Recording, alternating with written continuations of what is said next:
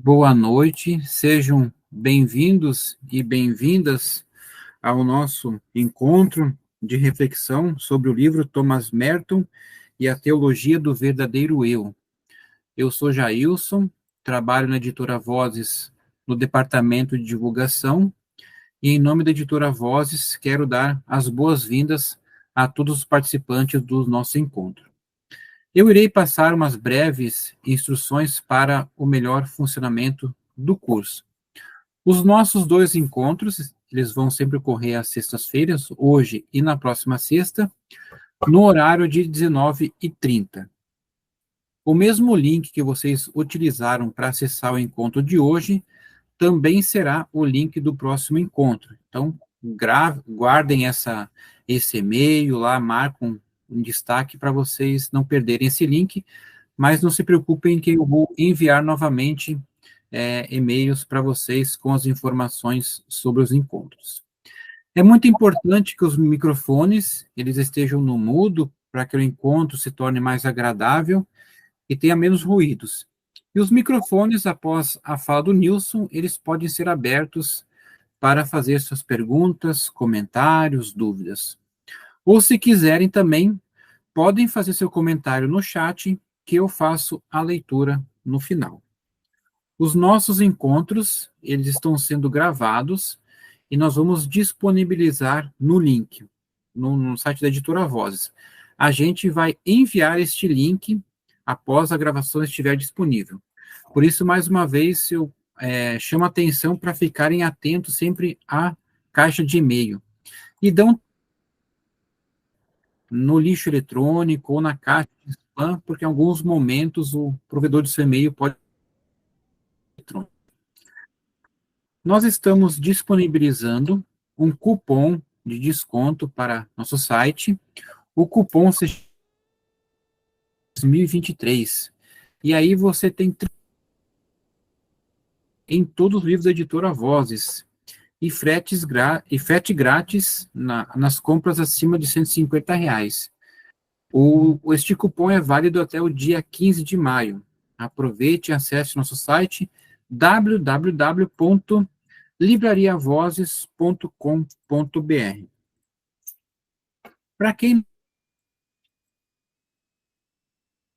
estou colocando o endereço, porque é um ótimo meio de comunicação. Nós divulgamos os nossos lançamentos, conteúdos, cursos para vocês. Que é a participação desses dois encontros. Se vocês têm alguma dúvida, em contato conosco por e-mail cursos@vozes.com.br. Com muita alegria agora, eu gostaria de fazer uma breve apresentação do Nilson Perricé. Ele é membro da associação de Thomas Merton, formado em sistema de gestão, graduado em ciências religiosas, com formação psicanalítica nas linhas freudiana e laciana. E com muita alegria, este ano, lançou este livro, que é o tema desses nossos dois encontros, Thomas Merton e a Teologia do Verdadeiro Eu. E eu gostaria também de reforçar algumas publicações que a editora Vozes tem sobre Thomas Merton. Acredito que algumas delas o Nilson até vai mencionar durante a fala. Essa do Pão do Deserto, A Igreja e o Mundo Sem Deus. Temos também Direção Espiritual, Meditação,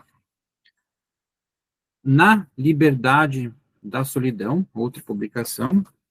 Aqui temos também a Contemplação no Mundo de Ação, A Via de Chuang-Tzu, também essa outra publicação aqui de Thomas Merton, e que vocês comentaram no início também, que a Maria Clara Birgman organizou, Thomas Merton e a Clausura no Centro do Mundo.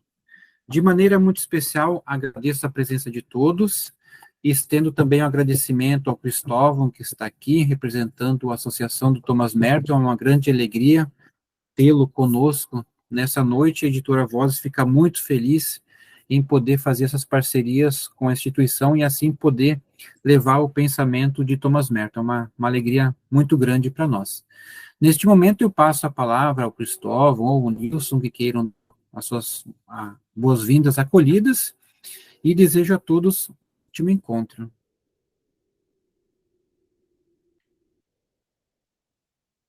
Não sei se o Cristóvão vai querer falar alguma coisa. Acho que ele não estava preparado para isso. Rogério. Bom, eu vou começar. Se o Cristóvão em algum momento quiser, ao final talvez, ou na hora da entrevista, dar o ar de sua graça, nos mostrar seu rostinho, a gente está aqui para te ver, viu, Cristóvão? Queridos e queridas, muito boa noite para todos e todas. Para mim é uma alegria enorme estar aqui junto com vocês. E no início, enquanto conversávamos, a gente falou de família mertoniana, né? De alguma forma, nós formamos uma família e acho que o carisma mertoniano ele vai por esse caminho, né? Ter esse carisma dos laços, do afeto, do sorriso. Os retiros são uma amostra disso, né? São retiros sempre muito descontraídos, a despeito da densidade que todo retiro precisa ter, da espiritualidade que ele emana, mas a fala solta, né, os sorrisos, os abraços fazem parte dos retiros da associação. E acho que isso permeia as nossas relações onde quer que estejamos, né? Quando a gente está em grupos de leitura partilhada, eu vejo a mesma coisa, laços que vão cada vez se fortalecendo, né? Então, esse carisma mertoniano é algo muito, muito gostoso. E eu me sinto muito bem de estar aqui junto com vocês. E mais feliz que a gente vai ter um tempo para poder ir desenvolvendo as ideias com alguma tranquilidade, né? São só 2 encontros, hoje e semana que vem, mas eu dei uma enxugada grande para a gente poder ir com calma, né? Sem trazer muita informação, muito conteúdo, para a gente ir no ritmo da nossa reflexão, né? Então, estou feliz da gente ter essa horinha e meia aí para poder trabalhar juntos, tá bem? Eu vou compartilhar com vocês a apresentação que vai conduzir aqui a nossa narrativa. Então, só um minutinho, por favor.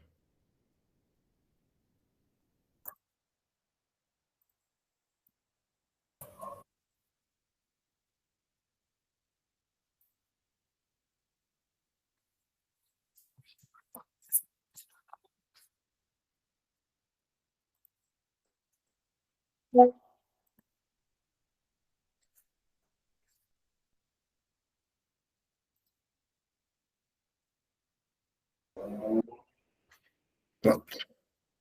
Tá direitinho aí, né? Tudo certo, Nilson. Pode, tá ótimo.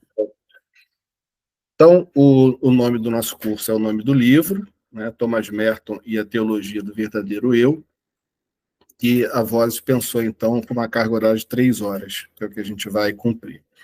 Essa é a foto da capa do livro, como a gente já falou antes, é uma das fotos mais bonitas de Merton, porque ele passa uma profundidade, passa uma sensibilidade e transmite aquilo que a gente espera de um monge, né? Uma certa serenidade, uma paz e uma cara de questionamento. Então, eu gosto muito de olhar para essa foto do Merton, que acho muito inspiradora. Bem, eu queria começar trazendo, pessoal, uma reflexão que ele faz. Deixa eu só tentar mexer. Pronto. Num dos prefácios que ele fez à obra dele, ele traz essa fala que eu acho muito significativa e entendo que dá para usar para a nossa expectativa em relação a esse nosso curso. Ele vai dizer o seguinte: não é como um escritor que eu me dirijo a vocês, nem como um contador de histórias, nem como um filósofo, nem como apenas um amigo. Eu busco falar com você, de certa forma, como seu próprio eu. Quem pode dizer o que isso significa? Eu mesmo não sei. Mas, se você prestar atenção, coisas serão ditas que talvez nem estejam escritas neste livro. E isso não acontecerá graças a mim, mas a um que mora e fala em ambos. Eu sempre gosto de ler e reler essa fala do Merton, porque ela traduz, para mim particularmente, essa ideia de que quando alguém escreve alguma coisa, ela escreve mais do que ela própria pretendeu escrever. E quando eu leio alguma coisa, eu consigo ler mais do que aquilo que o texto diz concretamente, né? Porque eu posso fazer uma leitura simplesmente cognitiva, e aí é o meu intelecto que está aí se aproximando do texto para procurar decifrá-lo e entendê-lo, mas eu posso fazer uma leitura com forças internas minhas, né, com o meu eu interior, com o meu verdadeiro eu, com Deus que habita em mim, e conseguir ampliar o texto e ir muito além, né, daquilo que o próprio texto, concretamente, organiza com as palavras. E eu penso isso em relação ao nosso curso também, né? E aquilo que a gente vai compartilhar aqui de slides, falas de Merton, reflexões minhas em cima do texto e das falas dele, possam ser capturadas por vocês, né, naquilo que há de transcendente em vocês. Então, a experiência desse nosso encontro hoje e na semana que vem, ela vai ser tão mais positiva, né, ou não, quanto a gente conseguir deixar que essa parte interna de nós consiga ter acesso àquilo que vai ser dito.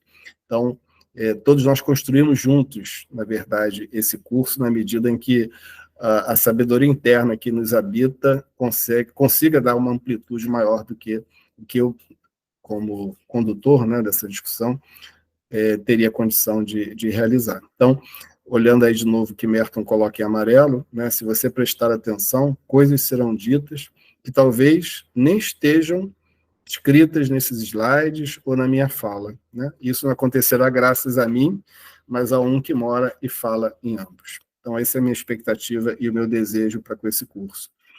Que a modelagem dele ficou dessa forma aqui, né? Esse módulo, vou chamar de módulo 1, a gente vai primeiro dar uma rápida passada sobre quem é Thomas Merton, e é rápida mesmo, porque o risco que nós temos de falar da vida de Thomas Merton é a vida dele absorver todo o tempo que nós temos para falar sobre conteúdo, né? Porque é uma vida fascinante. Então, eu, particularmente, me policio no sentido de não dar uma amplitude muito grande, senão o nosso tempo vai ser consumido em falar da vida de Merton, né? Quando, na verdade, estamos aqui com o objetivo de capturar um fragmento de reflexão que ele tem nas obras dele sobre o verdadeiro e o falso eu, e tentar, de alguma maneira, dar uma organizada para que nós tenhamos uma compreensão, né, sobre esse conceito minimamente razoável. Mas não tem como não passar pela vida de Thomas Merton, né? Então a gente vai falar um pouquinho sobre ele, a gente vai começar a falar exatamente sobre quem é Thomas Merton, mas nessa perspectiva de que a construção do conceito de verdadeiro e falso eu passa necessariamente para as inquietações dele. Então não há como dissociar as buscas do homem Merton, né, dos conceitos que ele elaborou e desenvolveu ao longo da vida dele. Então, necessariamente, a gente tem que passar por ele. Não tem como a gente fazer um caminho tirando o Merton do conceito, né? Ele está dentro desse conceito. Na sequência, a gente vai procurar trazer alguns highlights sobre os conflitos entre o verdadeiro eu e o falso eu na biografia de Merton. Então, procurar ver como é que, na vida dele, essa tensão entre o verdadeiro e o falso eu, essa tensão vai se apresentando e vai encontrando soluções, ainda que provisórias. Depois, falar sobre algumas influências no pensamento do Merton. Isso é interessante quando a gente fala de verdadeiro e falso eu. Eu vou falar mais adiante, mas só antecipando esse ponto. Muitas pessoas conversam comigo sobre o conceito de verdadeiro e falso eu e falam assim, poxa, mas eu vejo muito isso em Kierkegaard, no conceito dele de autenticidade. Um outro falou para mim assim, mas eu vejo isso muito no conceito de verdadeiro e falso eu de Winnicott, psicanalista. E, de fato, Merton ele era uma esponja que bebia, né, dos vários saberes, não se preocupava de criar um conceito exclusivamente dele, mas ele conseguia dar uma organizada, uma articulada entre esses vários saberes para conduzir, né, o nosso raciocínio, o nosso pensamento. Então é bom, num slidezinho só, falar que Merton, o pensamento dele, que nós vamos ver aqui, recebe influência de vários autores. Então, não existe uma exclusividade ou uma descoberta, né, absurda de Merton com relação a isso, mas tão somente as suas próprias intuições unidas a esse cabedal de conhecimentos que ele vai adquirindo ao longo da vida dele. Aí sim, vamos dar umas primeiras pinceladas sobre o verdadeiro e o falso eu, segundo Thomas Merton, e vamos dar um foco maior na gênese do falso eu. Então, nosso objetivo hoje, a gente vai falar na mesma proporção de falso e verdadeiro eu. Hoje a gente vai dar umas pinceladas sobre ambos, mas a gente vai dar um foco maior no falso eu, porque na semana que vem a gente vai então entrar no verdadeiro eu e como a gente consegue fazendo uma peregrinação interior de maneira que nos leve progressivamente, né, a encontrar o verdadeiro eu e desenvolver o verdadeiro eu. E aí vamos falar sobre contemplação, sobre meditação, sobre silêncio, sobre solidão, né? Então tudo isso fica para o nosso segundo modo. Então, hoje a gente vai ter uma panorâmica sobre Merton, uma panorâmica sobre a teologia do eu no sentido mais amplo, e um afunilamento, né, para dar um highlight, colocar o foco, né, colocar a nossa lente no falso eu. Tá? Essa é a nossa proposta para hoje. Se não der, né, o que sobrar de hoje, a gente dá um jeito de jogar para a semana que vem. Vai ter um tempinho ao final para perguntas, como disse o Jailson, né, então, mais adiante eu dou a parada aqui e a gente vai poder compartilhar aqui algumas reflexões com base no que vocês vão ecoar da minha fala. Muito bem. Então, pegando esse primeiro bloco aqui, né? Quem é Thomas Merton? Então, colocando uma lente de aumento aí no nosso querido Merton, o que a gente pode trazer sobre ele que seja relevante para nós entendermos a questão da teoria? E aí eu convidei o Papa Francisco para trazer algumas palavras sobre Merton para a gente. E em 2015, quando Merton estaria fazendo 100 anos, se vivo estivesse, nesse mesmo ano de 2015, o Papa Francisco esteve nos Estados Unidos e num discurso memorável que ele fez no Congresso norte-americano, ele fala de 4 grandes personalidades dos Estados Unidos, né? E ele vai falar, então, de Lincoln, vai falar em Martin Luther King, Dorothy Day e Merton. E ele vai dizer sobre Merton isso que está aqui. Um século atrás, no início da Primeira Grande Guerra, nascia outro americano extraordinário, o monge cisterciense Thomas Merton. Ele continua a ser uma fonte de inspiração espiritual e um guia para muitas pessoas. Merton era, acima de tudo, homem de oração, um pensador que desafiou as certezas do seu tempo e abriu novos horizontes para as almas e para a igreja. Foi também um homem de diálogo, um promotor de paz entre povos e religiões. Eu chamo a atenção do que está grifado em amarelo, né, quando o Papa diz que Merton continua a ser uma fonte de inspiração espiritual e um guia para muitas pessoas. Então, esse slide me chama a atenção da questão da atualidade de Merton. Isso é muito importante para nós e as novas gerações que vão tendo contato e acesso ao pensamento do Merton, no sentido de perceber que ler Merton não é um exercício de história, um exercício de nós estarmos estudando autores antigos. A fala de Merton é uma fala atemporal. Quanto mais nós, mertonianos, né, conseguirmos transmitir isso para as novas gerações ou para amigos nossos que não conheçam Merton, tanto melhor, né, para que as pessoas tenham esse sentimento de que ir beber da fonte de Thomas Merton é ir beber de questões que me atingem todos os dias, no meu dia a dia. Né? Então, Merton é muito contemporâneo, independente do tempo que ele viveu. E pensando assim em como Merton tem sido apreciado, né, como alguém que tem algo a dizer para o nosso século, né, a dizer para o nosso tempo, aqui apenas alguns dados quantitativos para a gente ter um pouco essa dimensão. Né? Então, num apanhado que foi feito no período 2000, do ano de 2000 até 2017, né, foi identificado que mais de 100 livros sobre Merton e o seu pensamento, em língua inglesa, foram publicados. Então, vejam, isso é extraordinário. Mais de 100 livros abordando o pensamento de Thomas Merton, dentro desse período aí de 17 anos. Né? Existe o International Thomas Merton Society, que foi fundada em 1987. Essa associação ela tem 40 sessões, que eles chamam de capítulos, estão espalhadas nos Estados Unidos como um todo. Então, Merton vem sendo redescoberto pelo público americano, pelo público de língua inglesa, né? Tem também associações na Inglaterra, na Austrália, enfim. Então, Merton ele vem conseguindo ter uma um apelo, né, no sentido de ser lido, descoberto, compreendido, muito significativo. E só a título também de mostrar quantas produções acadêmicas vêm sendo feitas sobre o trabalho de Merton, vale a pena a gente citar essas publicações aqui, né, estrangeiras, né? Uma é o The Merton Seasonal, que é uma publicação quadrimestral, né, que está sempre trazendo e produzindo material de pesquisa sobre Thomas Merton. Existe o Merton Annual, que é uma publicação mais robusta, né, é publicada uma vez só por ano. Existem lives que são realizadas com com uma periodicidade muito interessante, né, como Tuesdays with Merton, né, que são as lives quinzenais, e as conferências bienais, que são conferências que agrupam uma quantidade maior de pessoas com uma representação de outros países, né? Então, tudo isso nos chama muita atenção e nos alerta, né, que nós estamos diante de um autor que vem sendo descoberto em nuances, né, que não eram percebidas anteriormente.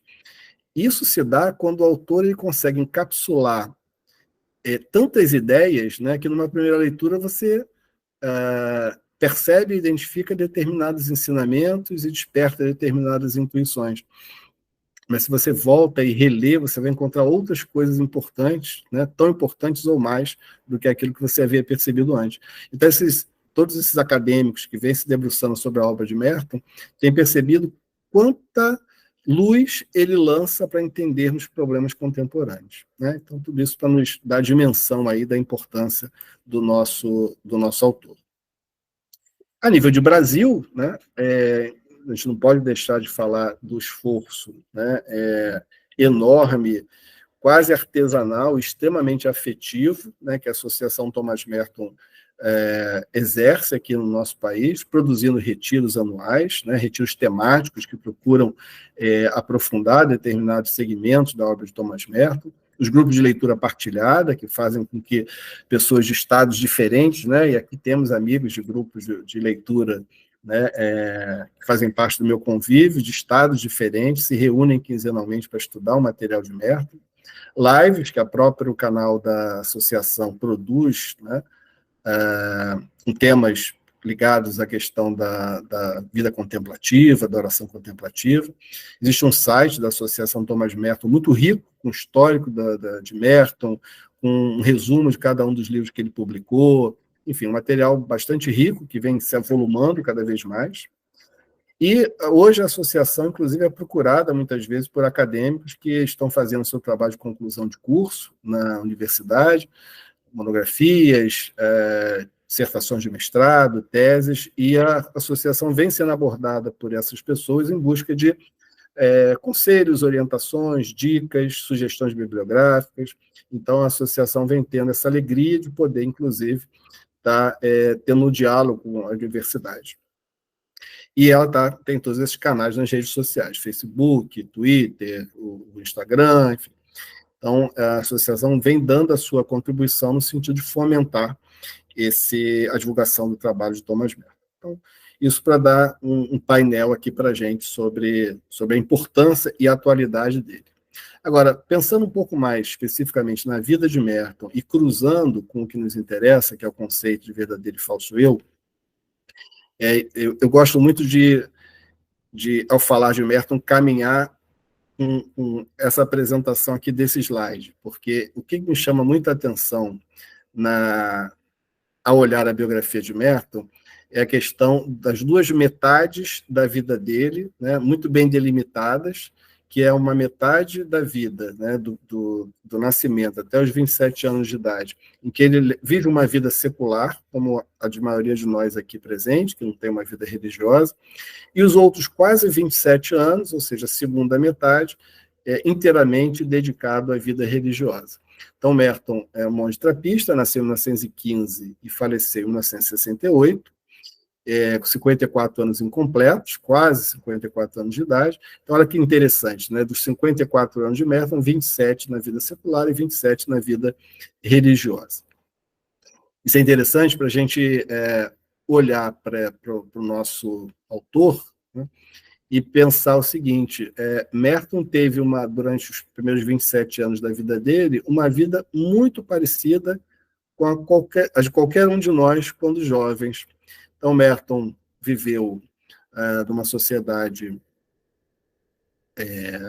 de consumo, numa sociedade em que o lazer começou a se tornar cada vez algo mais presente, a indústria do lazer foi se tornando algo muito forte nos Estados Unidos, e Merton foi um jovem, como muitos de nós, que procurou aproveitar dessa fruta até o seu último caldo, né? Então, Merton foi um jovem que namorou muito, um jovem farrista, um jovem que gostava de festas, muito chegado à bebida.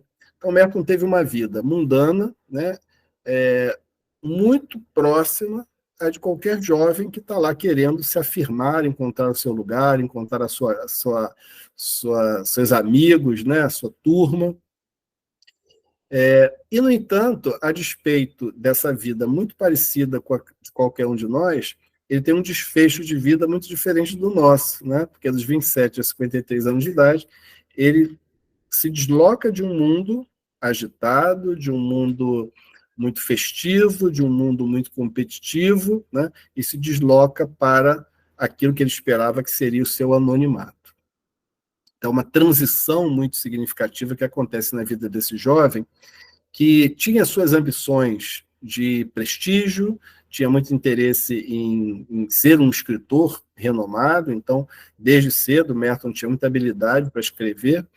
Ele já, com seus 20 e poucos anos de idade, estava conseguindo emplacar textos, artigos, resenhas em jornais norte-americanos de relevância, tinha já alguns romances escritos que ele vinha tentando publicar, ou seja, era alguém brilhante, que tinha uma carreira acadêmica bastante significativa, bastante robusta, né, e que encaminhava a sua vida nessa direção, né, de ser uma pessoa conceituada como um grande escritor, um grande pensador no seu tempo.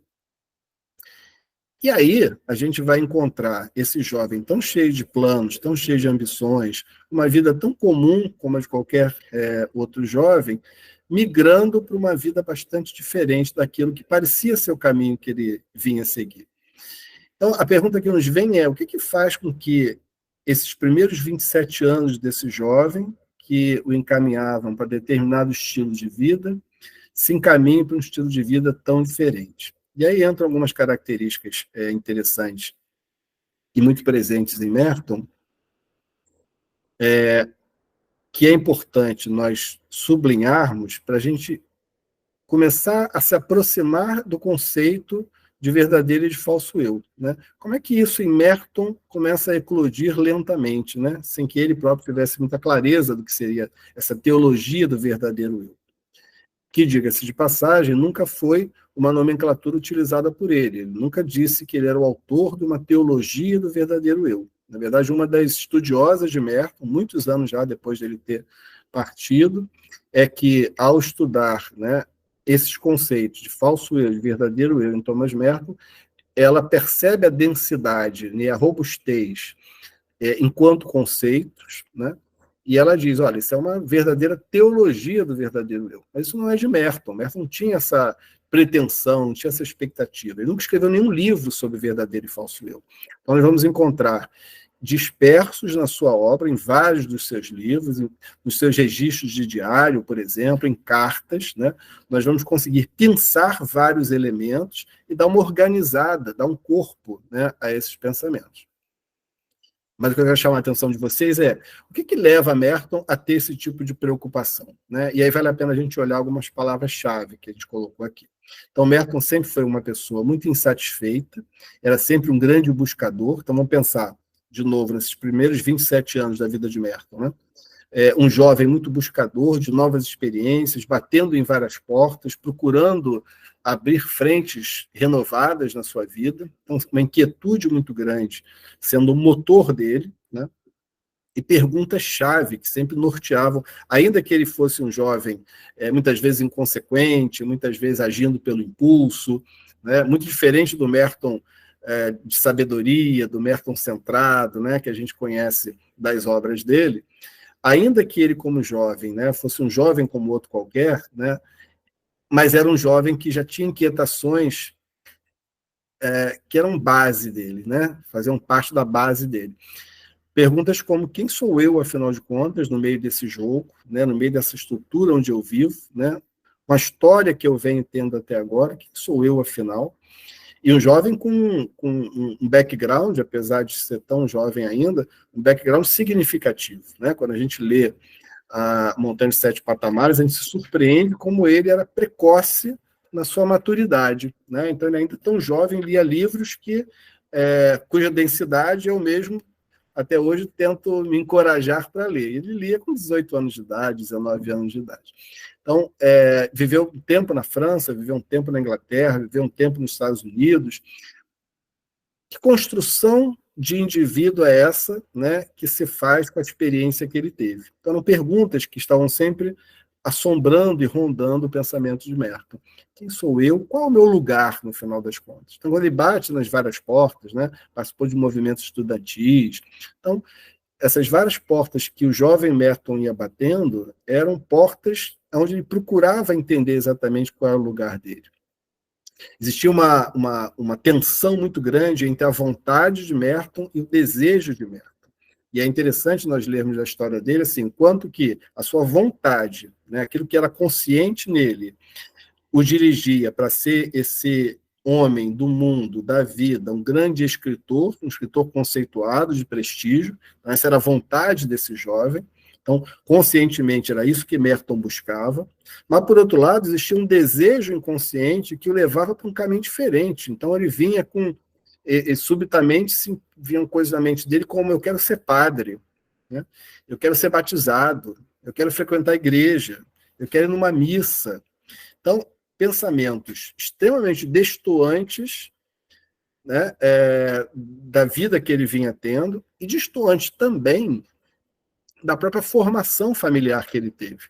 Porque o seu pai não se envolvia nem o estimulava a seguir uma religião. Sua mãe, embora tivesse lá seu envolvimento com uma religião, mas ela não levava o jovem Merton, né, o menino Merton. Então, diferente de nós, que muitas vezes se aproximou da igreja, de uma religião, porque houve uma demanda familiar nesse sentido, né? Meu pai me levou, minha mãe me estimulou a ir, Merton não tinha isso. E, no entanto, né, esse jovem, cuja vontade era ser um homem do mundo, tinha um desejo que o surpreendia, que era ir para um caminho totalmente diferente, ir para o caminho do anonimato, né? Entrar dentro dos portões de uma abadia e sumir lá dentro, sumir para o mundo. Então, essa tensão entre vontade e desejo são coisas fortes em Merton. Ele próprio tenta entender, afinal, quem sou eu, né? Se eu tenho movimentos tão distintos, né? Forças distintas entre si, contraditórias entre si, que me puxam para lados diferentes, né? Que forças são essas? O que é minha verdade? É um questionamento importante desse jovem. É como se houvesse um conflito, então, entre dois eus, né? Um falso eu, que era uma casca, que era algo que talvez fosse extremamente frágil, embora fosse aquilo que ele conhecesse de si próprio, né? Mas algo mais essencial, mais interior, mais escondido, mais secreto, mais verdadeiro, que trazia para ele determinados impulsos, tendências, ideias que surpreendiam ele mesmo. Então, é interessante a gente pensar na elaboração dessa teologia do verdadeiro e do falso eu como respostas que o próprio Merton buscava para si próprio. Respostas que ele, ao invés de estar pensando em publicar e nos iluminar com suas reflexões, a proposta era dele para com ele mesmo. Como é que eu consigo me entender nessas forças divergentes que eu tenho dentro do meu coração, né? E exatamente esse esforço dele de olhar para as suas aparentes contradições, olhar para os seus paradoxos, né? Compreender esses impulsos que aparecem do nada, que ele vai condensar, então, nessa narrativa chamada Montanha de Sete Patamares, que é o livro dele, certamente o mais conhecido. Quando publicado nos Estados Unidos, em 1948, ele consegue vender quase que de imediato 400 mil exemplares, ou seja, é um grande sucesso. Imagina a década de 40, o consumo de 400 mil livros, né? É um livro que chega num momento em que muitos jovens que estavam no entre guerras, né, entre a Primeira Guerra Mundial e a Segunda Guerra Mundial, jovens que queriam encontrar também um sentido para as suas vidas, encontrar um norte para as suas vidas, encontrar uma resposta para as suas inquietações. Então, é um momento em que esse livro chega e ele consegue dialogar com a mesma inquietação que ele tinha e que era presente no coração dos jovens de então, jovens e adultos, né? Não só jovens, mas enfim. Uma comunidade de pessoas que também trazia dentro de si questionamentos sobre quem sou eu, qual é o meu lugar aqui, né? O que se espera de mim, o que tem a ver comigo, perguntas que são atemporais, né? Mas que todos nós temos consciência em maior ou menor grau. Bem, então ele vai condensar essa experiência no livro A Montanha de Sete Patamares, publicado em 1948, e, curiosamente, muitos jovens se aproximam da vida religiosa, não só dos cistercienses, mas de outras ordens também, franciscanas e tal, exatamente inspirados nessa ideia de que Merton havia conseguido encontrar o seu caminho, e aí talvez esse fosse o caminho deles também. O que foi uma grande ingenuidade, né? Porque cada um de nós tem o seu caminho. Quando Merton faz essa transição da sua vida secular, sua vida mundana para a vida religiosa, ele não está dizendo que esse é o único caminho que todos nós deveremos adotar. Ele nunca disse isso, mas muitos leitores, né, ao perceber o entusiasmo com que ele narrou essa mudança, essa guinada que ele deu na sua existência, então, percebendo esse entusiasmo todo, se contagiava e pensava, então esse também é o meu caminho, né? E muitos jovens se aproximaram efetivamente da vida religiosa, muitos depois desistiram, porque viram que seu caminho era outro, mas isso nos ajuda a pensar no poder das palavras, em como Merton conseguiu tangibilizar, materializar num livro, num texto, né, algo que é comum a todos nós, né, a nossa grande inquietação existencial. A Montanha de Sete Patamares é isso, é um livro que fala de uma grande inquietação, que consegue encontrar determinadas pistas, né, que o aproximam de algo mais fundamental do que o que ele perseguia antes, como prestígio, né, uma vida de sucesso, etc. e tal. Mas muitos não perceberam que no final desse livro, né, na última página desse livro, tem uma frase, uma pequena frase em latim, que traduzido, né, diz isso aqui, olha, aqui termina o livro, mas não a busca.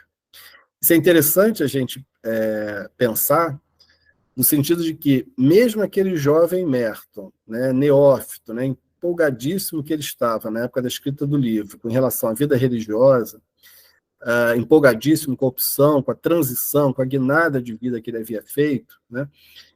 Ainda assim, essa última frase aqui, ela mostra o seguinte, mas não é só isso, tem mais coisas.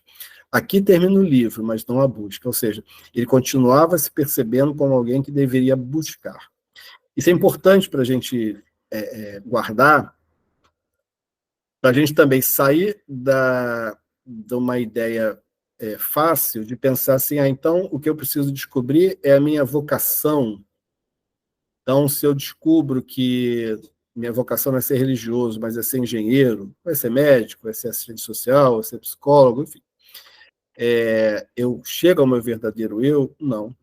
O fato de Merton ter entrado na vida religiosa, ter se convertido, não significava que ele já havia encontrado seu verdadeiro eu.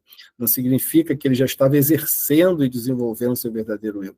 Ele havia encontrado um caminho que facilitaria o exercício do seu verdadeiro eu. Mas acessar o verdadeiro eu não é simplesmente uma opção de carreira ou uma opção de estilo de vida, né? Então, isso é importante a gente parar para olhar. Por quê? Porque Merton vai passar a vida inteira buscando, né, trazer à tona o seu verdadeiro eu, tomar suas decisões baseadas nas decisões do seu verdadeiro eu. Vai passar a vida inteira nesse sentido, falhando muitas vezes, reconhecendo as suas falhas, mas retomando a sua busca. Então, para mim, isso diz muito, porque significa para mim que eu não vou encontrar, eu, Nilson, não vou encontrar no meu caminho, por melhores que sejam as minhas decisões, eu vou encontrar essa plenitude de viver o verdadeiro eu na sua integralidade. É um processo que eu começo a desenvolver aqui e possivelmente vou continuar na eternidade. Então, guardem esse ponto que é importante a gente pensar. E aí Merton vai dizer, que eu acho que sintetiza um pouco isso, ele vai dizer mais adiante na vida dele, então estou dando um salto aqui para a gente ver como que, mesmo ele tendo feito uma escolha da qual ele não se arrepende, ele continua se percebendo como uma pessoa insatisfeita. Então ele vai dizer o seguinte, paradoxalmente, eu encontrei paz porque eu sempre fui um insatisfeito. Meus momentos de depressão e desespero transformaram-se em novidades e novos começos. Se eu tivesse de me assentar e ficar satisfeito com a superfície da vida, com suas divisões, clichês, teria sido hora de chamar o agente funerário, ou seja, é melhor morrer, né? Assim, esta insatisfação que às vezes me preocupava e que certamente preocupou outras pessoas, me ajudou de fato a me mover livremente e mesmo feliz com a corrente da vida. É uma fala muito comovente, a meu ver, porque mostra um Merton maduro. Ele vai escrever isso no prefácio que ele faz com uma coletânea de textos dele.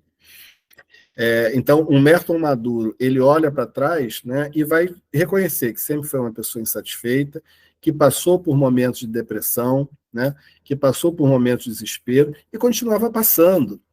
O que havia mudado é que ele já conseguia lidar com mais maturidade com questões que são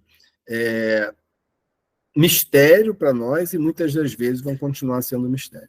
Então, essa saída do falso eu e essa migração para o verdadeiro eu é um caminho que todos nós precisamos empreender, mas não significa que nós estamos naquele processo de concretização de felicidade, né, que muitos livros de autoajuda prometem e nos estimulam a acreditar.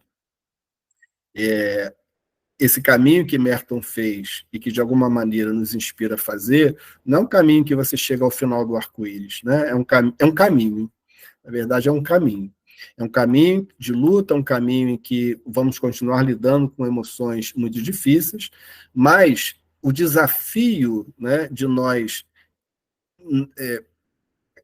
o desafio de que a nossa casca, né, exerça mais o nosso papel aqui, né, enquanto na carne, e o nosso verdadeiro eu seja o nosso grande piloto, o desafio em si é uma coisa muito boa, né? Viver esse desafio é algo muito gratificante. E é mais ou menos essa conclusão que Merton vai chegar ao final da sua trajetória. Ou seja, né, jogando um balde de água fria em todos vocês, no sentido de dizer que esse conceito de verdadeiro e falso eu, e é claro que a gente quer cada vez menos deixar o falso eu liderar, né, e o verdadeiro eu toma conta, né, esse é um caminho que sempre vai ser um caminho incompleto, né, e sempre vai ser um caminho que vai continuar fazendo com que nós convivamos com as grandes questões que constituem a nossa humanidade, né, que é sentir preocupações, que é sentir dificuldades, sofrer, muitas vezes manter a insatisfação, enfim. É isso que Merton nos traz enquanto conclusão da sua própria experiência de vida.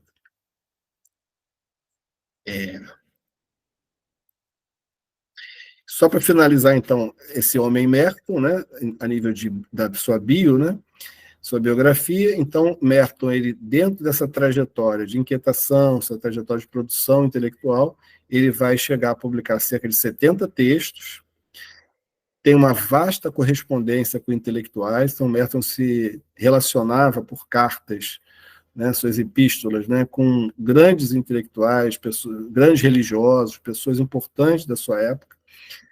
Hoje existem existem 5 livros só com a correspondência de Merton, então, e mesmo assim nem todas foram publicadas.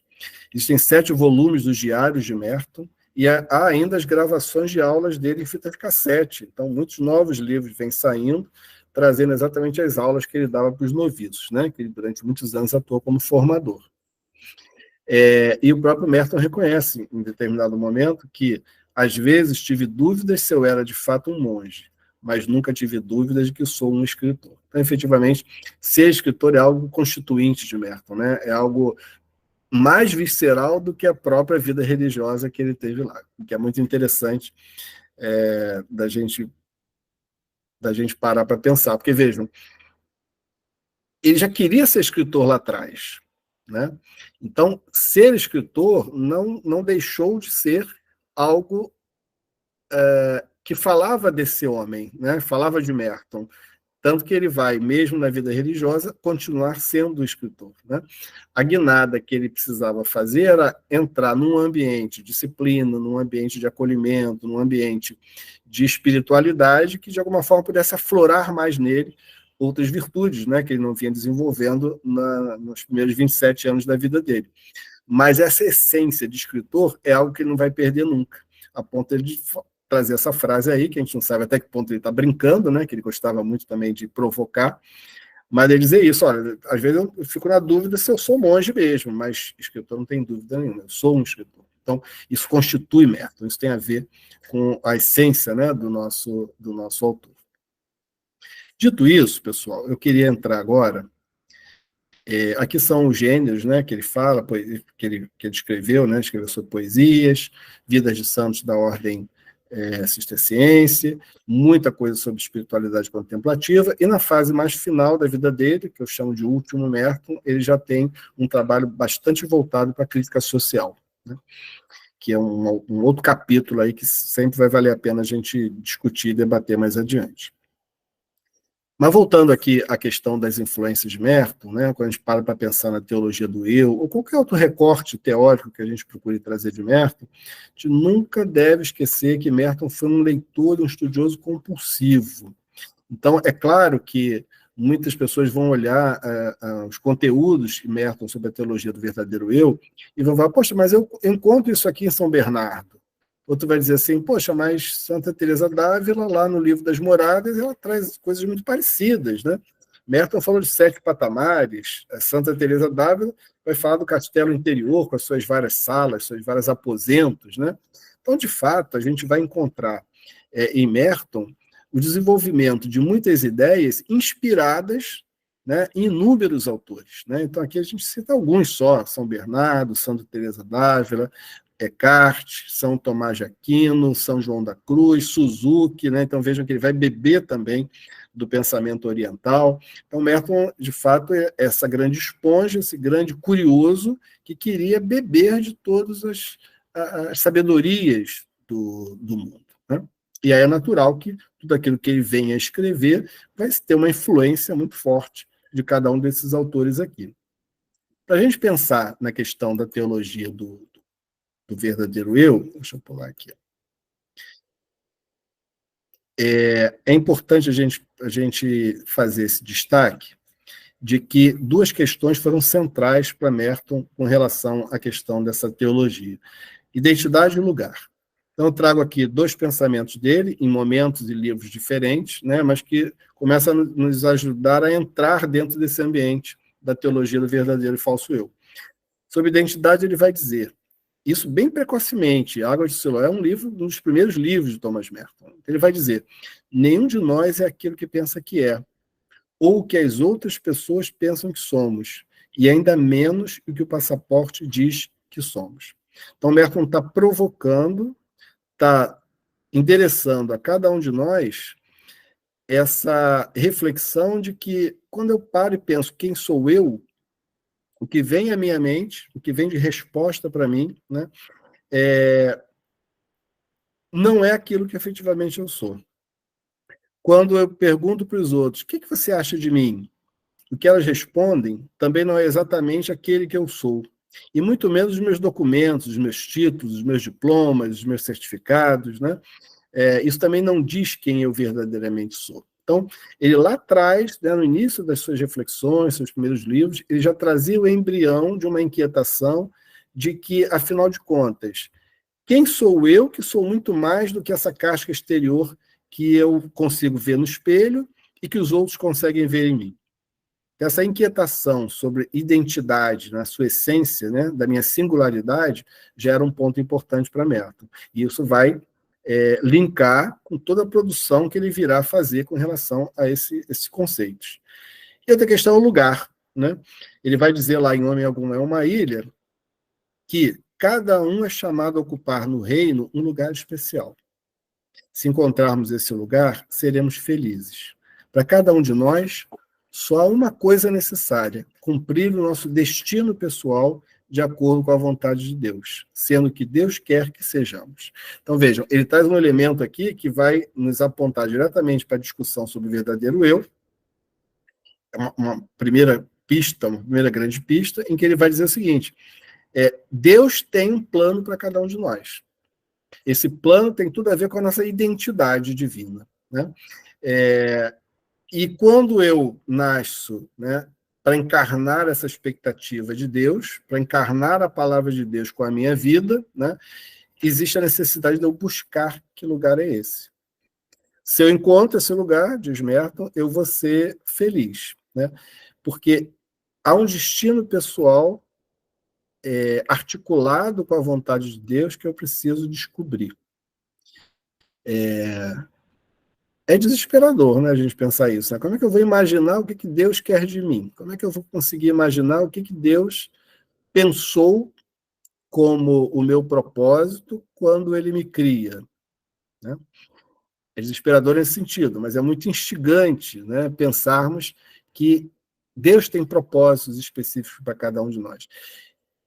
E Deus não facilita no sentido de dizer o que é isso, né? Cabe a cada um de nós, ao longo da vida, ir procurando modelar o nosso caminho no sentido de ir criando uma consistência que nos ajuda a nos aproximar disso, tá? Então, são duas referências importantes para a gente adentrar na teologia do verdadeiro eu: identidade e lugar.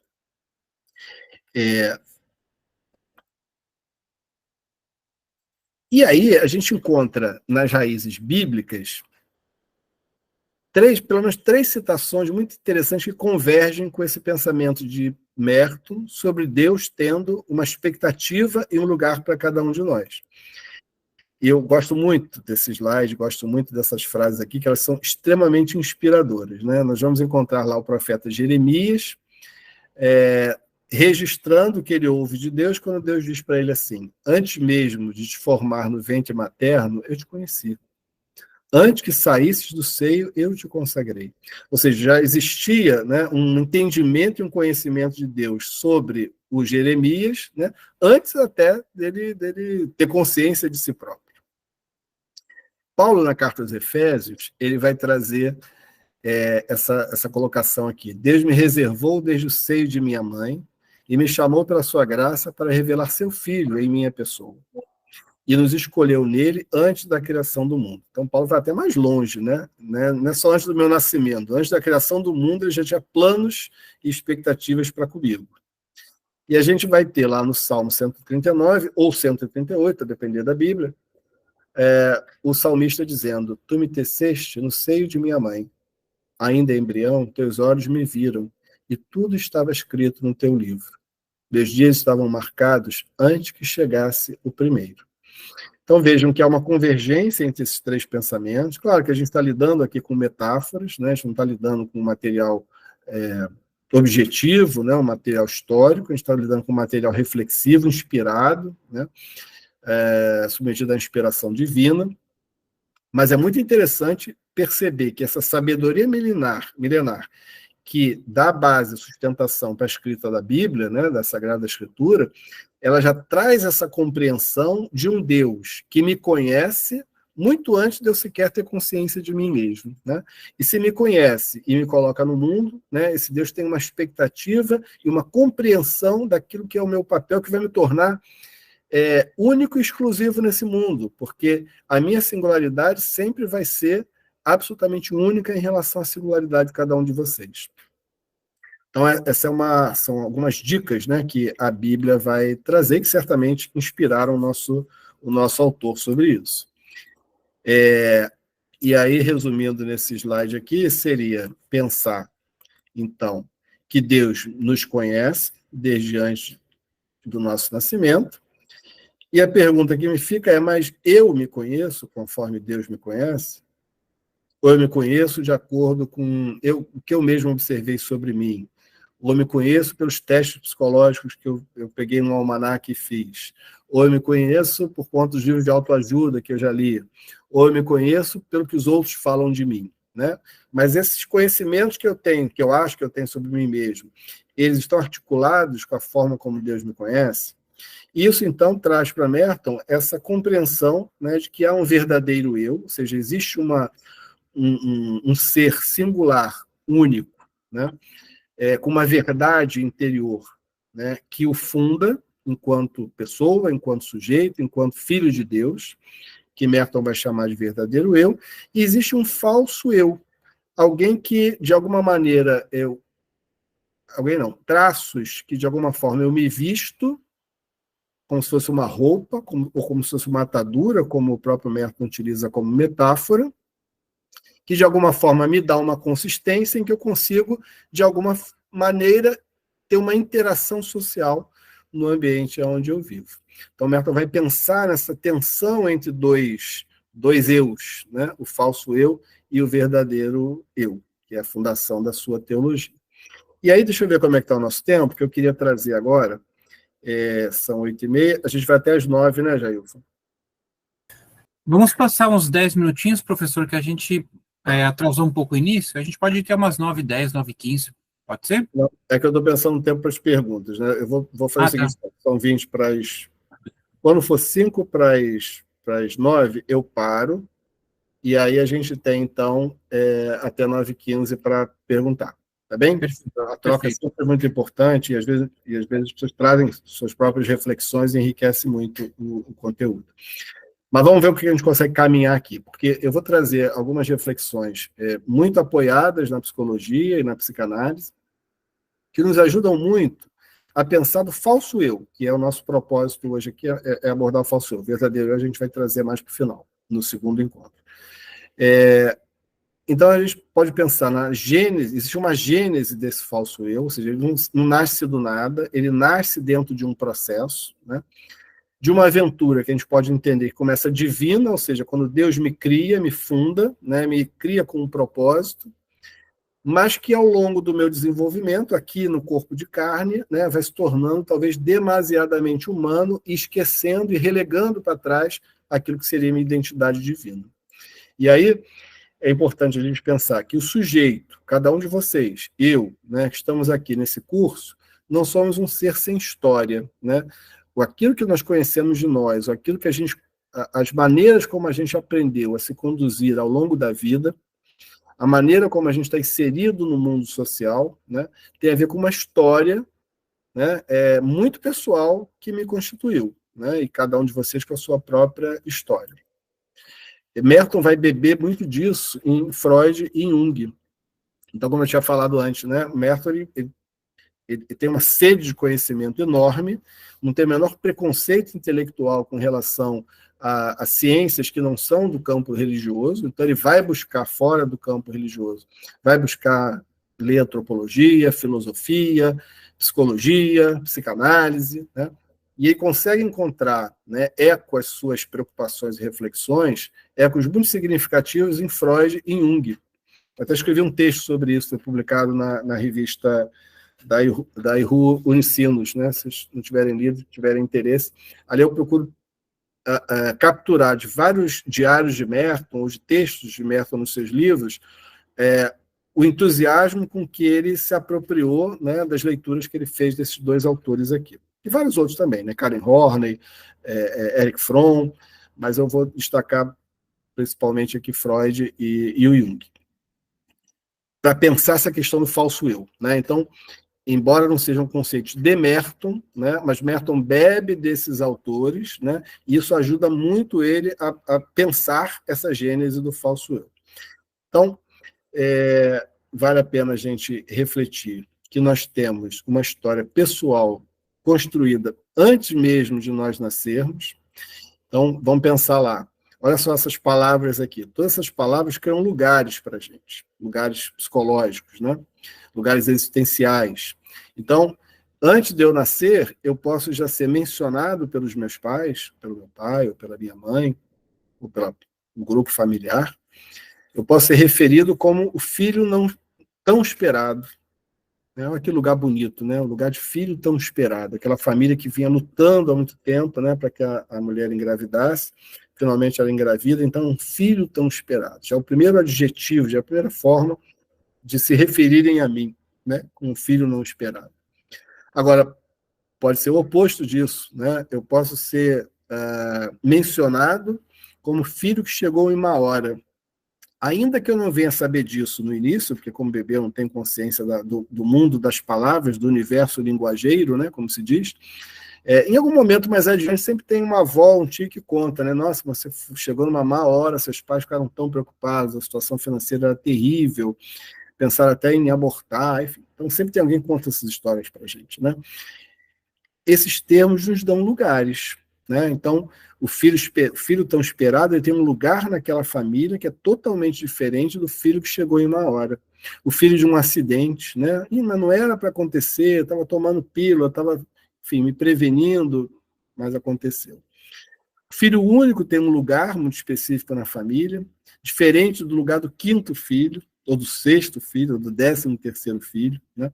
Então, vejam que o uso dessas palavras por nossos pais ou por nossas referências, né, paternas e maternas sobre nós, né, elas já começam a organizar um lugar psicológico e existencial que vai estar à minha espera quando eu nascer. Eu já nasço dentro do universo em que palavras são usadas para se referir a mim.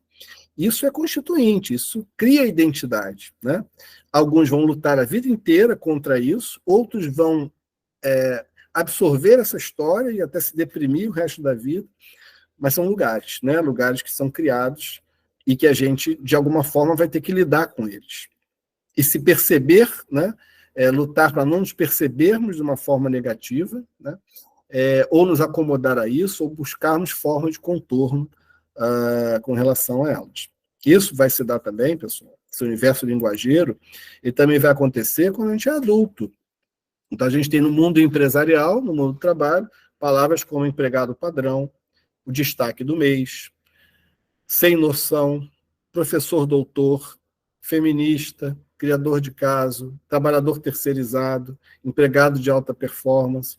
Vejam que são todos termos muito familiares, muito cotidianos, né, que muitos de nós pode ter sido alvo na menção de alguém ao falar sobre nós. Essas palavras nos dão lugares. Empregado padrão dá um lugar diferenciado, positivo, daquele trabalhador naquele determinado período em que ele é considerado padrão, pelo menos, né? Destaque do mês, né? Tem lá o retratinho da pessoa, o nome dela embaixo, né? Isso dá um lugar para a pessoa ali. Agora, ser chamado de sem noção, né? Criador de caso, também está nos dando lugares. Então, vejam que a gente entra num mundo em que nós somos observados, nosso comportamento é observado, nosso desempenho é observado, isso vai criando formulações e ideias na cabeça das pessoas, elas exteriorizam essas imagens através de palavras, né? E nós não somos imunes a isso, né? As palavras, elas nos atravessam, as palavras não só nos constituem, mas elas nos causam, né? Se a gente quiser usar um termo mais contemporâneo. Então, nós somos causados por essas palavras. Elas nos ajudam a nos perceber, seja no sentido positivo de aumentar nossa autoestima, ou seja no sentido negativo, né? De nós começarmos a desenvolver uma perspectiva, uma visão negativa sobre nós mesmos. E aí, vamos pegar um pouquinho dessa história, né? Vou tentar ir devagar, mas eu queria muita atenção de vocês para pensar assim, nesses fenômenos que são muito comuns a todos nós. Todos nós temos histórias diferentes, né? A maneira como a nossa história foi se desenvolvendo é diferente, mas há muitos pontos em comum.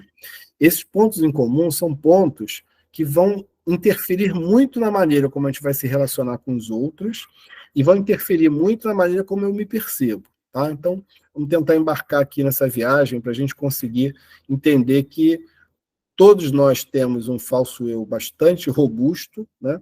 Não porque sejamos pessoas falsas, né? Mas o próprio processo de socialização ele acaba nos impulsionando, né? A percepções e comportamentos, né? Que sejam condizentes com esse ambiente onde nós vivemos. Como diz Thomas Merton, homem algum é uma ilha, né? Mulher também alguma é uma ilha. Significa pensar que a gente tem uma necessidade de nos moldarmos a determinados ambientes e pessoas que muitas vezes vão nos afastar significativamente daquela verdade essencial que estava em mim quando eu fui criado por Deus. Então, vamos tentar caminhar juntos aqui até às 8:55. Então, a gente vai encontrar na psicanálise uma palavra chamada estágio, né, que são fases, que são momentos, que são estruturas significativas existenciais pelas quais todos nós passamos. A gente vai chamar aqui, simplificar, vamos chamar de fase, né? E entender que isso aqui não esgota, tá, pessoal? Um resumozinho só para tentar organizar um pensamento. Então, vamos pensar que existe uma fase chamada fase do espelho, que é uma fase em que o bebê, como está aqui, né, ele é muito novinho, né? Ele tem ainda uma confusão muito grande, então ele passa um grande... os primeiros meses, né, os primeiros dias de vida, ele vai transitar de um amontoado de sensações parciais, ou seja, o que ele percebe em si é o que ele conhece de si. É a dor no estômago, é o incômodo com a claridade, é o desconforto no corpo, é a sensação de aconchego do corpo da mãe. Então, a criança vai se percebendo a partir daquilo que ela sente, daquilo que ela experimenta. Sensações positivas ou negativas, agradáveis ou desagradáveis. Até o momento em que ela vai organizar isso, né, e se perceber como um corpo unificado. Ela não é apenas as sensações desencontradas que ela tem sempre, né? Ela vai perceber que ela é um corpo, né? Essas coisas fazem parte de um sistema, né? E Lacan, que é um psicanalista francês, ele vai chamar isso do estágio do espelho, né? E ele dá um exemplo que diz ele que é muito marcante na vida do bebê, que é quando a mãe mostra ele no espelho, ele ou ela no espelho, e aí diz, e aí são palavras de Lacan, né? Este é tu, Pedro. Então, o que está acontecendo ali? A mãe está apresentando a criança a si mesma, mas nem é exatamente a si mesma, mas é uma imagem de si mesma. A criança vai se ver no espelho invertida, né? Então, o espelho nos dá uma falsa ideia de que nós somos daquele jeito, nós somos o contrário daquilo, o espelho inverte a nossa imagem. Isso acaba sendo uma metáfora interessante, porque quando nós nos vemos psicologicamente, psiquicamente, nós também nos vemos de forma deformada, de forma distorcida. De todo modo, essa experiência, ela não só já vai dar uma primeira ideia da criança sobre si mesma, como um corpo, mas vai trazer também a importância do olhar do outro como base para nós nos constituirmos como sujeitos. Este é tu, Pedro. Então, a mãe está ajudando e facilitando o processo daquela criança, né, dela se perceber como alguém diferenciado dela, alguém que tem um nome, alguém que tem uma identidade. Claro que tudo isso num nível muito primitivo, muito primário, né, muito incipiente, mas são primeiras experiências na qual a criança começa, pelo olhar do outro e por um espelho que deforma a sua imagem, ela começa a ter uma consciência de si própria. Então, é uma fase constituinte de um primeiro extrato de identidade. O eu, o nosso ego, ele começa a se constituir através de experiências e momentos como esse. Ainda dentro dessa fase, né, a gente começa a se compreender por meio de imprecisões e equívocos, que eu até antecipei aqui. A visão do espelho como uma imagem invertida, que é quase que uma metáfora de uma percepção falsa de nós mesmos. Hoje a gente faz muita selfie, né? Estava pensando nisso outro dia.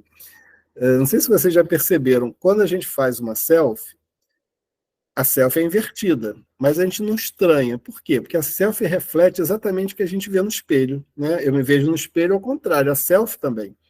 Quando eu fotografo a mim mesmo segurando um livro, aí causa um estranhamento, porque eu olho na selfie que as palavras estão ao contrário. Aí eu inverto, né, no próprio editor do celular. E eu já vou me ver de uma outra maneira, a maneira como os outros me enxergam, né? Mas eu tenho um certo estranhamento, porque eu não me vejo daquele jeito. Eu me vejo da forma como a selfie e o espelho me mostram, né? Então, isso é uma metáfora poderosa para a gente perceber que, de fato, psiquicamente, a gente também tem um desconhecimento, uma deformação na maneira como a gente se percebe, que é muito significativo. Então, vemos-nos como não somos, referenciados por aquilo que vimos imperfeitamente, e pela forma como o outro nos vê e nos autentica. Então, duas influências importantes. O outro, que está me autenticando, né, e uma imagem que parece comigo, mas não é exatamente o que eu sou. De todo modo, é o início de um tipo de registro que vai nos acompanhar a vida inteira, que é o registro que Lacan vai chamar de imaginário, né? Nós vamos viver imersos e vamos nos confundir o tempo inteiro com imagens, né, que não necessariamente condizem com a realidade. A palavra narcisismo, né, que é muito conhecida, mesmo num campo fora do campo psi, né, dos psicólogos, dos psiquiatras, dos psicanalistas, é uma palavra conhecida de todos nós, né? A gente lembra muito do mito de Narciso, que é aquele rapaz que se apaixona pela sua própria imagem, né? A questão narcísica ela vai surgir daí, né, do nosso gosto de nos ver, né, em imagens bonitas, né? Nossa contemporaneidade, né, ela cria um culto ao eu, né, um culto narcísico que é muito significativo. A gente tem que tomar um cuidado muito grande, senão a gente acaba ficando como Narciso, né, tirando 10 fotos de mim mesmo para poder aproveitar aquela em que eu me acho bonito, é a que eu vou botar no Facebook e é a que vai expressar a imagem que eu quero que os outros vejam de mim, né? Então, vejam, a imagem ela vai sendo usada, manipulada e utilizada no meu cotidiano de maneira a passar para os outros uma imagem que não necessariamente condiz comigo. Quem tira uma foto quando acorda de manhã, né? Sem estar de banho tomado, cabelo totalmente desconcertado, rosto amassado, né? Quem posta uma foto dessas, né? Ao contrário, a gente vai postar nossas melhores fotos. E se a gente tiver esse hábito, a gente vai ter um álbum no Facebook que nós somos lindos, né? Daqui a 10 anos a gente vai se ver e falar, poxa, mas eu sempre fui bonito, né?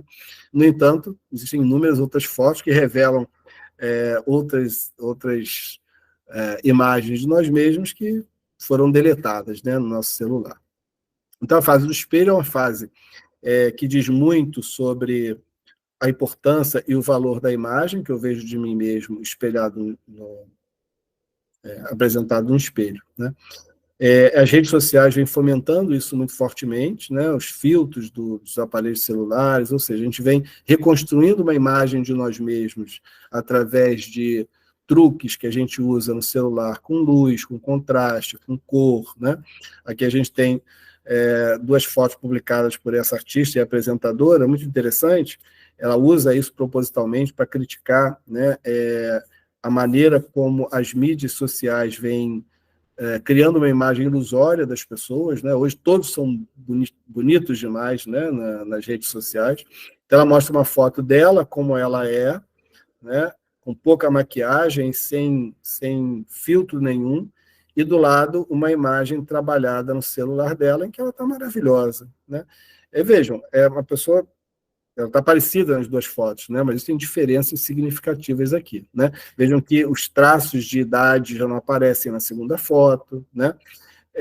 O rosto está mais suave, né? Os lábios estão mais brilhantes, o cabelo está um cabelo mais arrumadinho. Então, são as imagens que a gente vai projetando e que, na perspectiva de falso eu, que é o que nos interessa aqui, né? A gente vai fomentando, né, um falso eu, inclusive na aparência física. Então, a gente vai se acostumando a uma identidade, né, tanto exterior quanto interior, que de alguma maneira tem um trânsito bastante positivo na nossa civilização, né, mas que vai se distanciando muitas vezes da nossa própria verdade interior. Eu gosto muito do Recruta Zero, essa charge aqui, ela mostra um pouco isso, né? Ele está lá andando cabisbaixo, pensativo, e ele passa diante lá do médico oficial, que por sua vez está meio que cochilando aqui, né? Quando ele passa pela porta, ele já estufa o peito, se coloca numa posição meio de saúde, né? De força, de dinamismo, de robustez. O médico, por sua vez, também fica ali mais ligado, como se estivesse, né, empolgado com o seu trabalho, e quando ele passa adiante, volta a mesma coisa. Então, essa forçação de imagens tem muito a ver com o conceito de falso eu. Mas avançando na nossa história, né, pessoal, a gente vai chegar na fase de Piana, né, em que 3 experiências fundamentais vão acontecer, né? A separação simbiótica que havia com a figura materna, ou seja, a criança que no início ela se achava parte da mãe, ou a mãe fosse parte dela. Depois ela começa a ver a mãe como a mãe está ali e ela, criança, está em outro lugar, né? E chega um momento em que essa relação simbiótica vai ficando cada vez mais tênue, né? Mas, por outro lado, começa a gerar um medo nessa criança, né? Se essa minha mãe, que eu amo e que me provê de todas as minhas necessidades, ela não é parte de mim, ela hoje está aqui, mas amanhã pode não estar. Então, o medo que a criança passa a ter de inclusive, não sobreviver é algo muito grande. E ela começa a ver a necessidade, né, de negociar para não ter essa perda total. Ela começa a criar negociações inconscientes ou conscientes com a mãe, com esse outro que está aqui, que é o pai, que meio que é um rival dela, né? Ela começa a criar negociações e alianças para que ela consiga sobreviver.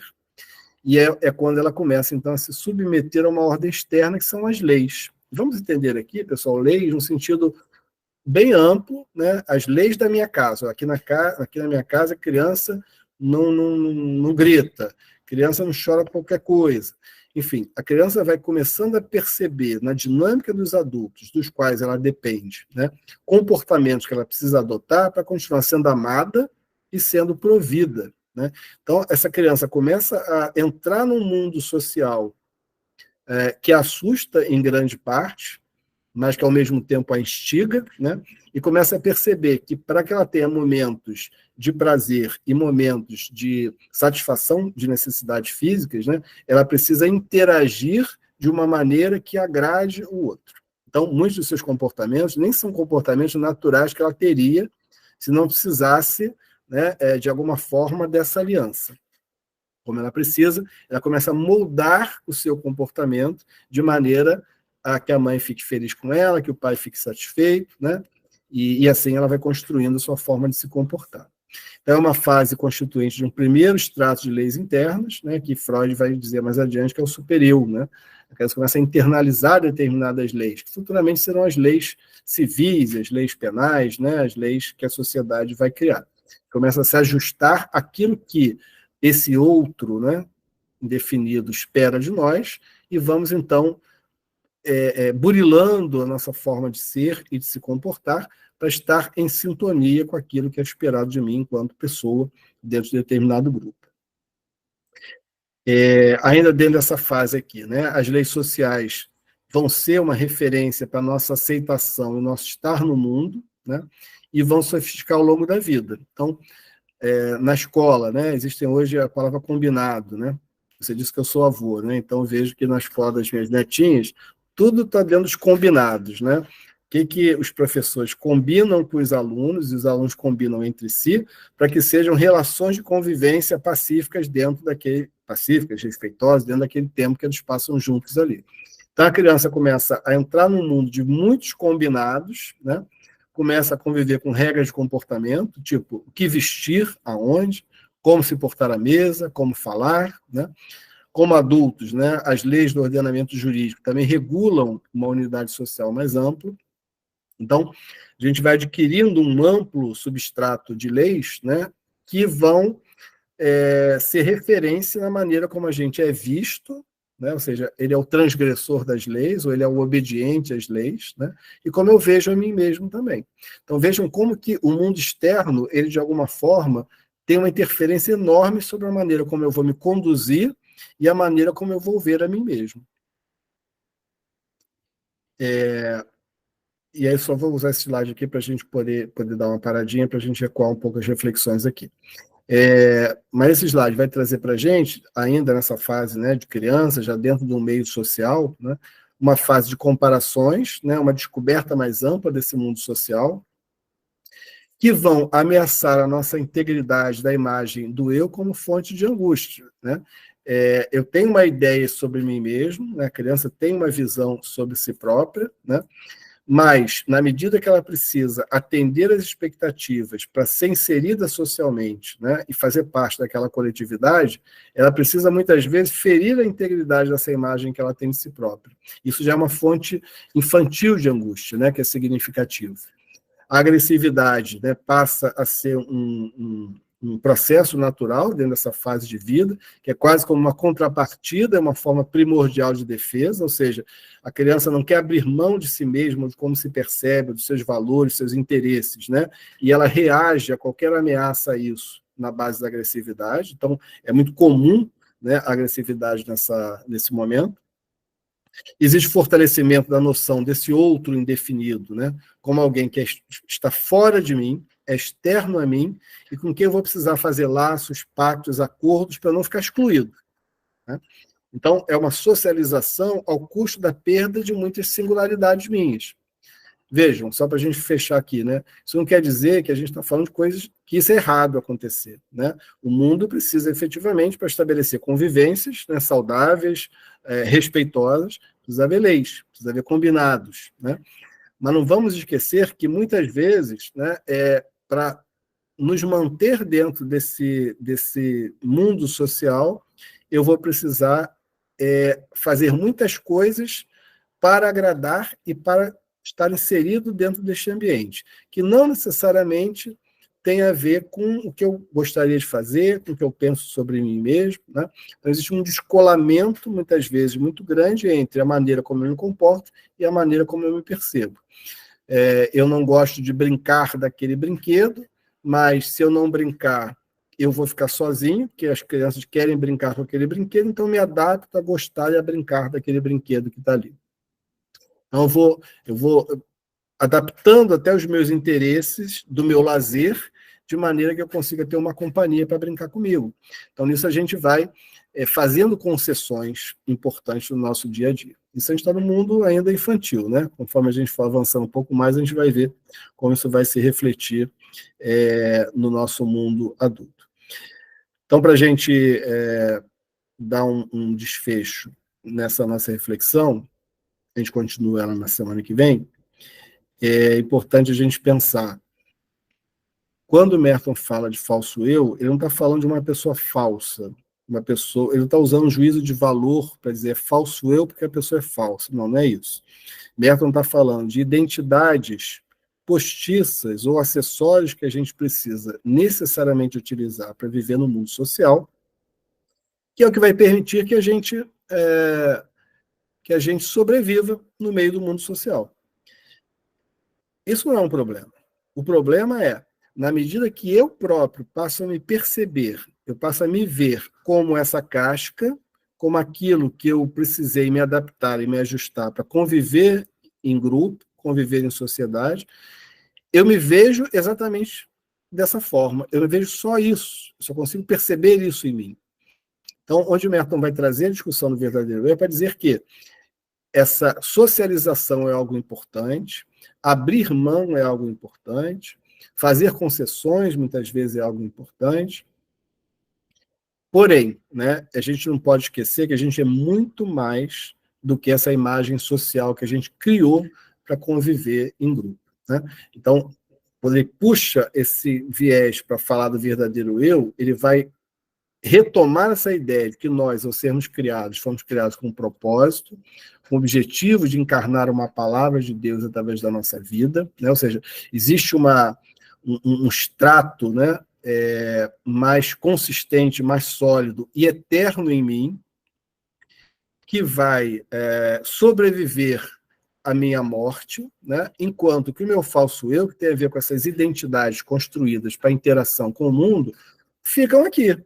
Eu era um grande engenheiro, né? Tá, mas na eternidade não vai ser necessário que eu seja engenheiro, possivelmente, né? Eu era um grande pai, mas com a morte, né? Essa relação familiar que eu tenho, que faz com que eu ocupasse o lugar de pai e meus filhos o lugar de filhos, se dissolve também.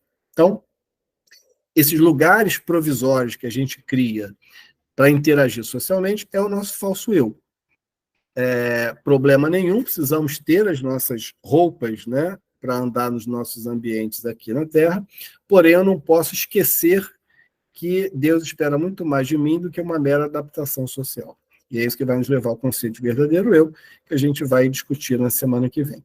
Então, paro por aqui, a gente tem talvez 10 minutinhos aqui para vocês ecoarem alguma coisa, trazerem alguma reflexão, trazerem alguma pergunta, fico à disposição. Eu vou te compartilhar aqui agora.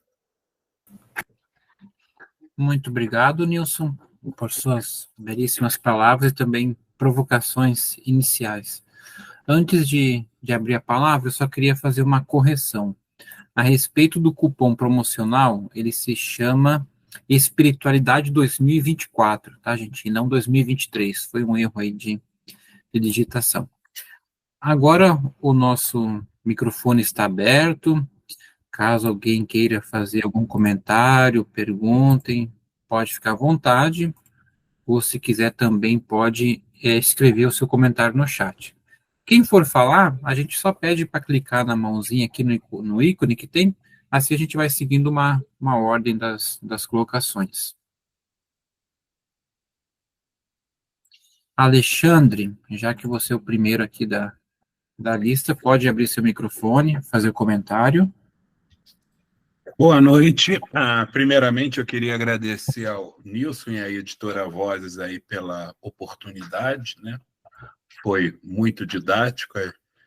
A gente aprende sempre muito com o Merton e com o Nilson, mas uma questão que me veio à cabeça e veio também há alguns anos quando eu fazia terapia, nesse processo, né, de descoberta do nosso próprio eu e de se desvencilhar dos falsos eus, não pode ocorrer em algum momento, para algumas pessoas, aquela angústia de você se sentir vazio e achar, você se despe do papel de filho, de pai, de marido, de trabalhador, de professor, do que você é, e você fala, caramba, eu não tenho quase nada, quase nenhuma substância, e essa substância que eu tenho, ela muda diariamente. Então, antes eu era espírita, hoje eu sou católico, depois eu não sei o que eu sou. Então, cria uma certa angústia. Quem sou eu? O que sou eu? O que eu vou responder para Deus quando chegar lá em cima? Olha, eu sei que eu não sou o economista, o professor, agora, quem sou eu? Não sei se a pergunta ficou clara. Bom, eu vou falar o que a tua fala me evocou, né? Que foi uma lembrança de uma fala do Merton, muito interessante, que ele usa o exemplo das ataduras. Eu até falei bem rapidamente na minha apresentação, que ele diz assim, de fato, nós temos um medo enorme do vazio. Então, muito do falso eu não é só a necessidade de adaptação ao mundo, né? Que essa é uma forma positiva da gente falar do falso eu. De fato, eu preciso me adaptar ao mundo, eu tenho que criar algumas personas para poder transitar no meio social. Então, esse é o lado positivo de falar do falso eu. Mas o Merton vai dizer o seguinte, mas olha, é mais do que isso, não é apenas a necessidade de uma adaptação social. Na verdade, você tem muito medo, né, de se despir dessas identidades, porque o que você vai encontrar? O que é você sem o apoio do fato de que você é um professor renomado, você é um marido tido como exemplar, você é um pai muito querido pelos seus filhos. Se você se despe, né, dessas identidades, o que fica? Que é o que você traz, né, Alexandre? Assim, a angústia, né?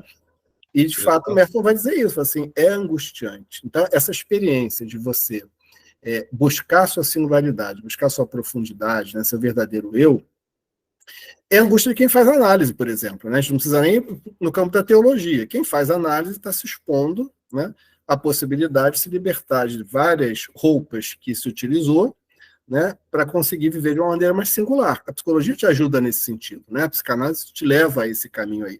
E já é angustiante. Então, já é angustiante você procurar uma nova inserção social, né? Talvez criando outras máscaras, né? Mas você sair daquela rigidez ou daquela da pobreza das camadas que você criou, já é difícil você sair dessas camadas para procurar uma flexibilidade maior na tua forma de interagir com as pessoas, e muito mais se você pensar na questão de forma teológica, né? Ou seja, não é só eu sair da minha rigidez enquanto cidadão, enquanto pessoa, para me abrir a outras possibilidades, outros relacionamentos, outras formas de me ver como pessoa histórica aqui encarnada. É mais do que isso, né? É me perceber como Deus me vê. É perceber como Deus, lá no meu ponto virgem, né, onde ele está muito ligado no meu verdadeiro eu, como Deus espera que eu me expresse, como eu interaja no meu cotidiano. Então, tua resposta é essa. É angustiante, sim. É um ato de grande coragem.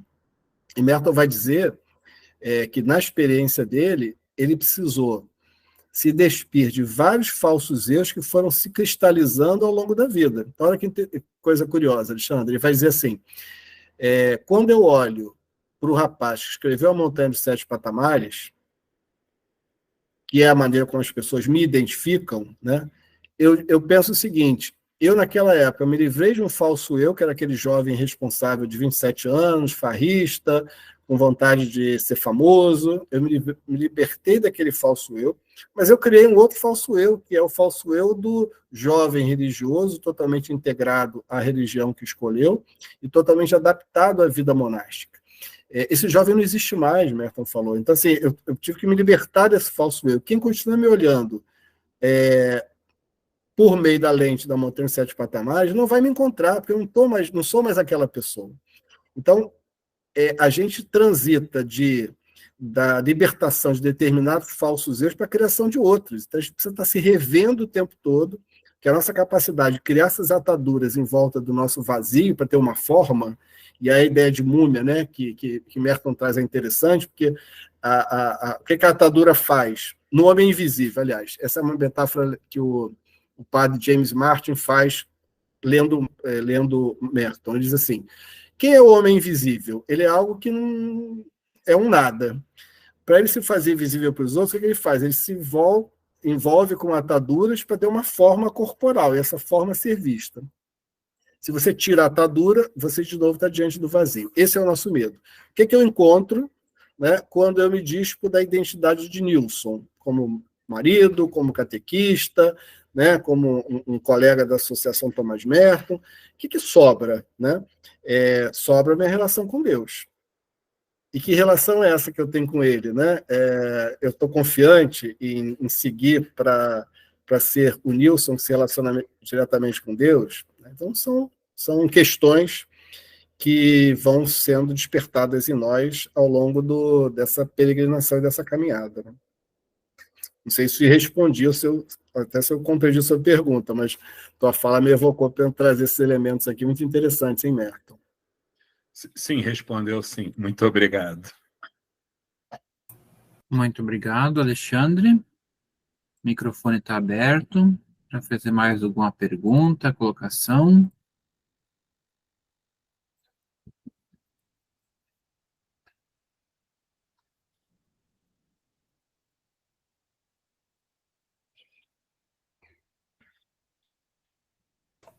Fagner, pode ir.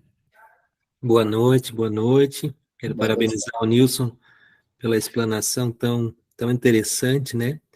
E perguntar, Nilson, tu falou aí quase no final que essa questão do falso eu não é algo que carrega um julgamento moral. Queria que tu explicasse um pouquinho mais isso, sobre essa questão do falso eu que não é ligado à questão moral, né? Isso. Porque a palavra falso, ela passa para nós essa ideia, né? Eu estou fingindo alguma coisa. Né? Na concepção de Merton, o falso eu não é um fingimento. Na verdade, o falso eu são imagens que eu vou criando de mim mesmo para poder transitar no mundo social. Então, por exemplo, eu em determinado ambiente, eu vou me vestir com determinada roupa, né? Porque se eu usar uma outra, não vai caber naquele ambiente ali. Eu não vou conseguir me integrar àquele grupo. Então, eu vou vestir até uma roupa que eu não me sinto muito confortável, mas eu vou me vestir porque eu quero estar naquele grupo, eu quero interagir, eu quero estar naquele ambiente, né? Então, aquele Nilson, trazer para mim, né? Igual eu estou aqui, né? Estou de camisa social em casa, né? Eu estou de camisa social em casa, porque é um ato de respeito a vocês, mas em casa eu não fico de camisa social, mas eu estou fazendo uso dessa roupa porque eu acho que, de alguma maneira, o ambiente pede isso, né? Por isso que eu estou dessa forma. Mas eu, na minha situação normal dentro de casa, eu talvez tivesse uma camisa muito mais informal, tá vendo? Certamente estaria muito mais informal, uma camisa velha, desbotada, blá, blá, blá.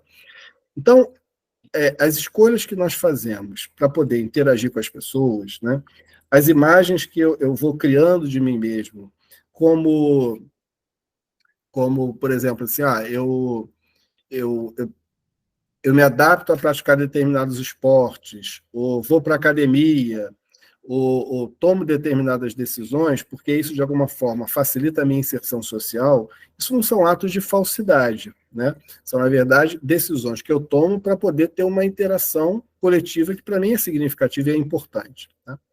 É claro que as pessoas, ao me ver com determinada roupa, ao me ver com determinada forma de falar, ao me ver lendo determinados livros, ela vai criar determinadas imagens de mim que não necessariamente expressam exatamente o que eu sou, mas ajuda no nosso relacionamento. Então, isso não é falsidade. Isso, na verdade, é você criar determinadas identidades e comportamentos que vão possibilitar que você viva no mundo social. Então, não é um problema nenhuma dessas, vamos chamar de máscaras, né? Jung vai chamar de máscaras. Não é nenhum problema a gente usar essas máscaras, desde que eu não acho que eu sou apenas isso. Então, eu sou muito mais do que a forma como eu estou me vestindo, eu sou muito mais do que a forma como eu me expresso para interagir com as pessoas, eu sou muito mais do que as minhas opções de lazer, eu sou muito mais do que ser pai de alguém, né? Eu sou muito mais do que ser profissional X, Y, Z. Sou muito mais do que isso. O problema é que essas imagens vão se cristalizando tanto, as pessoas vão nos legitimando tanto nesses lugares e espaços, que eu passo a me ver dessa forma. Eu sou isso, e ponto final. Né? E aí eu deixo de ver que eu tenho uma identidade divina, com a qual eu já nasci com ela, né? Uma identidade e um propósito divinos, que eu não posso negligenciar. E aí talvez, Alexandre, pegando a tua pergunta aí, e juntando com a do Fagner, talvez essa angústia que eu tenho, que é indefinível, né? Pô, tá tudo indo bem na minha vida, mas eu estou angustiado, eu acordo de madrugada sem sono, preocupado, sem razão muito explícita. Pode ser exatamente assim, esse meu verdadeiro eu dizendo o seguinte, cara, não é só isso, né? Você é muito mais do que isso, e você está perdendo tempo se limitando a se ver apenas dessa maneira, a se comportar dessa maneira, a ler só isso, ou só ser amigo daquelas pessoas.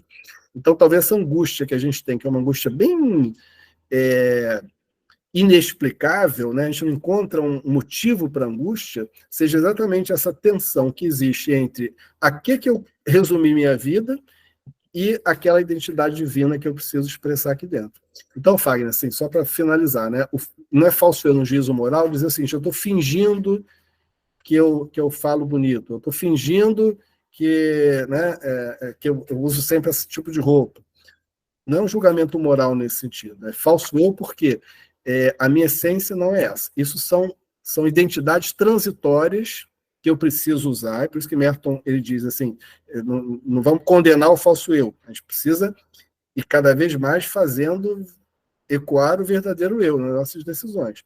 Mas cuidado, porque esse falso eu pode te estagnar, né, numa determinada percepção de si mesmo, que vai fazer com que você não evolua, você fique cristalizado nessas imagens apenas. Tá? Muito obrigado, Nilson. Estamos encaminhando para o término do nosso encontro. E para finalizar aqui, vamos ver o que o Alexandre escreveu. Nilson, a sua fala fez-me lembrar do poema de Fernando Pessoa, Autopsicografia, que começa assim. O poeta é um fingidor. Finge tão completamente que chega a fingir que é a dor que deveras sente. Muito obrigado, Alexandre, pela sua colocação. Estamos chegando, então, ao horário combinado que a gente tinha para encerrar o nosso encontro. Em nome da editora Vozes, mais uma vez, quero agradecer a presença de todos que estiveram conosco aqui com a gente. Eu estendo também esse agradecimento às pessoas que vão assistir a gravação, pois não podem participar ao vivo. E de maneira muito especial, agradeço ao Nilson por ter preparado esse belíssimo encontro, essas belíssimas palavras. E a gente se encontra na próxima sexta-feira, no mesmo horário, das 19h30. E muito importante, pessoal, o mesmo link que vocês utilizaram para acessar o encontro de hoje também será do próximo encontro. Então, fiquem atentos aos seus e-mails, que todas as informações nós estamos enviando por e-mail. Então, mais uma vez, muito obrigado, um bom descanso a todos e até a próxima. Um abraço, pessoal. Fiquem com Deus. Obrigado aí pela